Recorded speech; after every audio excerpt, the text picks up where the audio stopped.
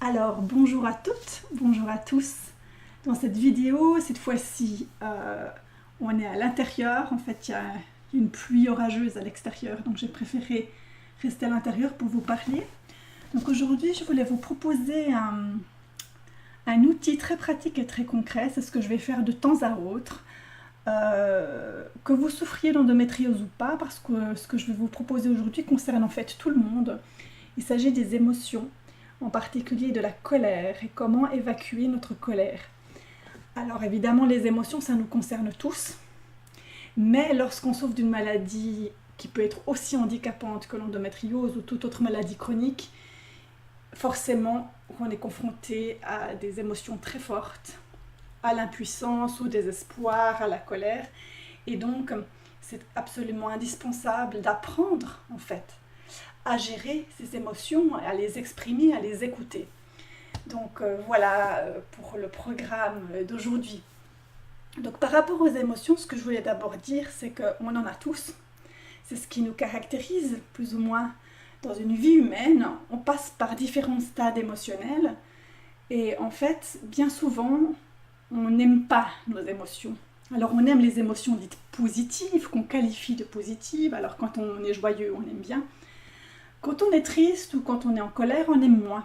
Et on n'aimerait pas voir ces côtés de nous. Et d'ailleurs, on ne les supporte pas chez les autres. Regardez quand quelqu'un est triste, par exemple, quand quelqu'un pleure, qu'est-ce qu'on fait? Très vite, on lui tend un mouchoir. On veut supprimer cette expression de l'émotion. Quand quelqu'un est en colère, ça ne nous convient pas non plus.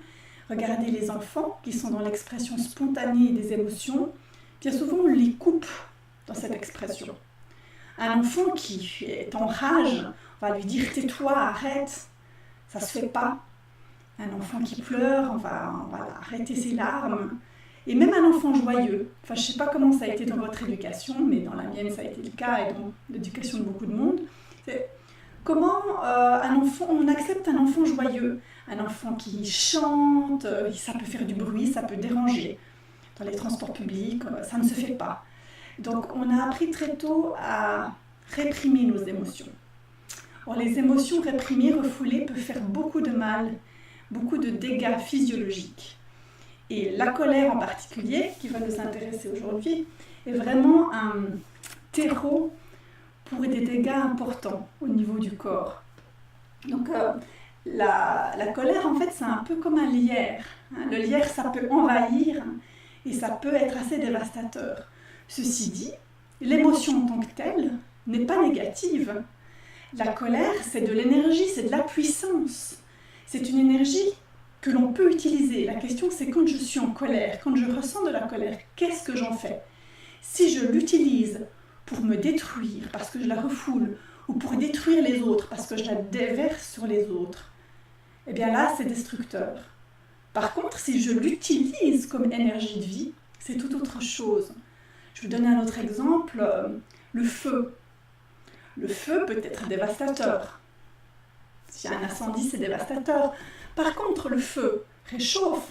Si nos ancêtres n'avaient pas eu de feu, ils seraient sans doute morts. Le feu transforme, les alchimistes l'utilisent pour transformer le plomb en or. Le feu a plein de vertus. Le feu transforme, le feu purifie. Le feu nous relie à notre source, à notre spiritualité profonde, par exemple. Donc, vous voyez, un élément n'est pas en tant que tel négatif ou positif. Et moi, j'aime bien relier, je vous parle du feu, mais j'aime bien relier la colère au feu, parce que pour moi, c'est un peu relié, donc cette énergie volcanique, cette énergie puissante. Donc, c'est vraiment important de savoir prendre soin de ces émotions. Déjà, de les écouter, de savoir qu'elles sont là, de les accepter et puis de les traverser. Alors, personnellement, je ne savais pas du tout faire avant. Et c'est la maladie, entre autres, qui m'a appris à mieux m'écouter à ce niveau-là et à les traverser. Alors, j'ai vécu, comme certaines d'entre vous probablement, des moments de grande colère. Il peut y avoir de la colère quand on souffre d'endométriose en particulier, face aux autres femmes par exemple, aux femmes qui elles ne sont pas malades, qui elles n'ont pas de règles, de lune douloureuse, qui elles peuvent avoir des enfants facilement. On peut être en colère contre sa mère, on peut être en colère contre les hommes qui eux ne nous comprennent pas, qui n'ont pas ces soucis, contre son employeur. On est en colère parfois contre la médecine, contre les médecins qui n'ont pas de solution, contre la pharma-industrie. Enfin, il y a mille et une raisons d'être en colère. On peut être en colère contre les femmes qui prétendent s'être guéries alors que non, ça ne se guérit pas. Enfin, selon nos croyances. Donc, la colère fait partie intégrante d'une expérience douloureuse. La question, c'est qu'est-ce que j'en fais? Parce que quand la colère est dévastatrice, ce qui se passe dans le corps, c'est qu'elle m'affaiblit. Notre système immunitaire, surtout quand on souffre d'une maladie chronique, a besoin vraiment de toutes ses ressources pour aider le corps à s'en sortir. Alors on parle beaucoup d'hygiène de vie. On sait que pour avoir une bonne santé, il faut une bonne hygiène de vie. Alors on fait attention à son alimentation, on fait du sport, on se repose. Et en particulier, les femmes qui souffrent d'endométriose ont souvent un régime très strict, un régime anti-inflammatoire, un régime sans gluten, etc.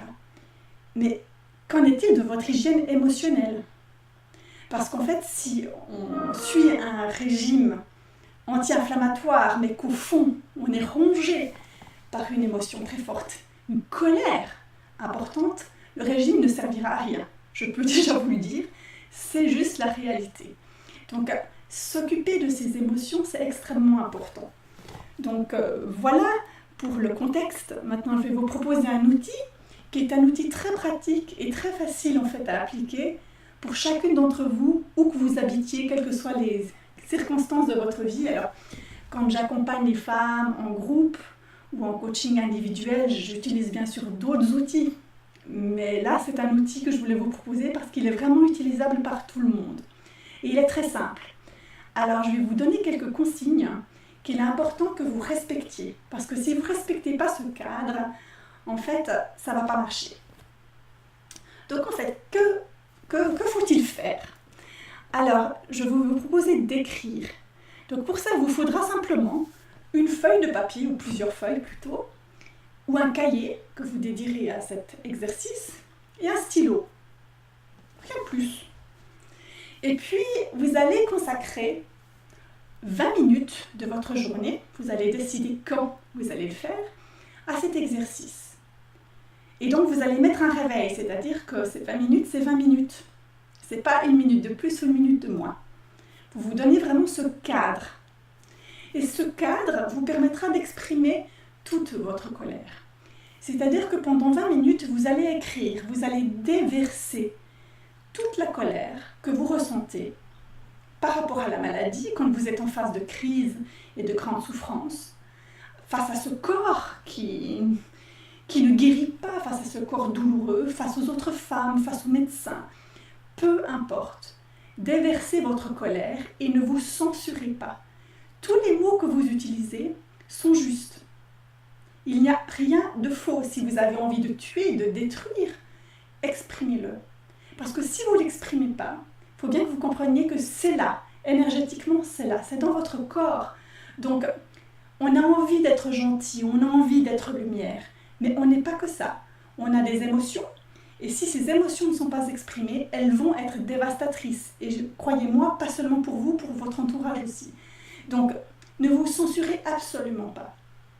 Et donc, pendant ces 20 minutes, vous écrivez. C'est possible que des pleurs remontent, vous laissez remonter. Ou vous avez envie peut-être de rage, de griffonner votre feuille, de dessiner. Faites-le, faites tout ce qui vient. Si vous avez envie de crier et que vous habitez à un endroit où vous pouvez le faire, faites-le. Mais c'est 20 minutes, c'est-à-dire qu'il y aura peut-être des moments de pause. Et ces moments de pause sont importants.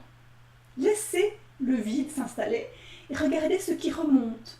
Et si à un moment donné, rien ne remonte, vous attendez.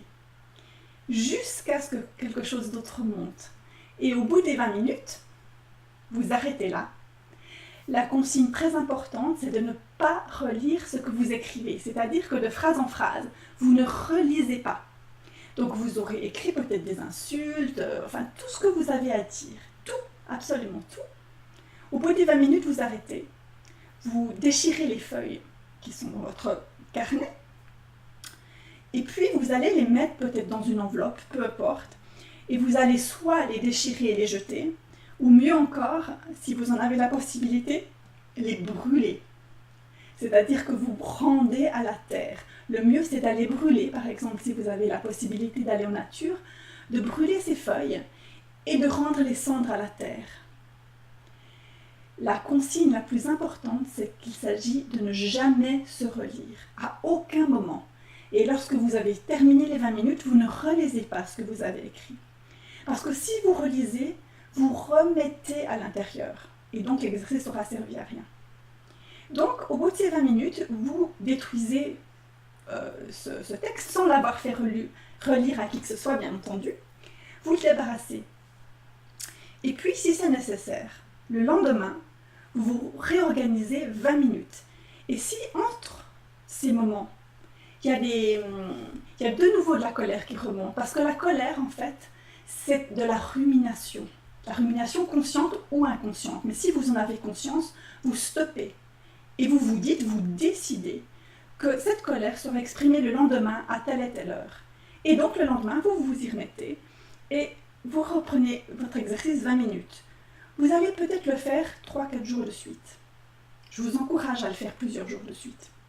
Et vraiment, c'est toute la colère qui monte, en lien avec la maladie, mais avec d'autres choses. Et puis, vous verrez ce qui va se passer. Observez. Probablement que l'intensité émotionnelle aura diminué. Alors, il y a des gens qui ont besoin de refaire l'expérience 7 fois, 8 fois, mais c'est rare qu'on ait besoin de le faire plus, en réalité. En général, ça passe. Expérimentez. Faites-le, et faites-le comme je vous le propose, avec ces consignes de base, et puis voyez ce qui se passe. En tous les cas, c'est une manière d'exprimer vos émotions dans un cadre défini. C'est un moyen d'externaliser et de vider. Et sentez ce qui se passe après. Est-ce que vous retrouvez votre puissance? Est-ce que vous arrivez à retrouver plus facilement votre joie?